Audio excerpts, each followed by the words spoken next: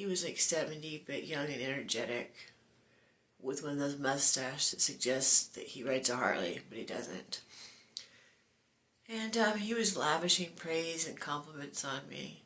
The only thing that bothered me was he kept talking about how much he owned. 100 cars, 1,000 firearms, $1 million real estate, and Mammoth or somewhere like that. And anyway, I overlooked that, thinking he was trying to impress a stripper, and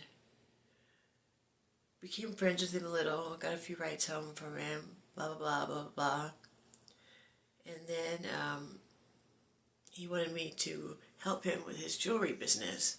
He said he used to own one in Thailand, and he had all these diamonds and silver, but no way to market them. So I suggested building a website, which I started to do, and getting listed on Google Business. At which point he says, no, if you do, why don't you put it in your name? I'm like, my name? It's your business. He said, well, basically what I want you to do is go to the swap meet and sell this jewelry for me. I said, representing you? And he's like, no, just sell it for me. So then it's time for me to go to his house, and he doesn't show up. He makes up some weird excuse, so I don't get to see the $1 million real estate. He shows up at the club a few weeks later and tips me $100 on stage and wants me to go to dinner with him.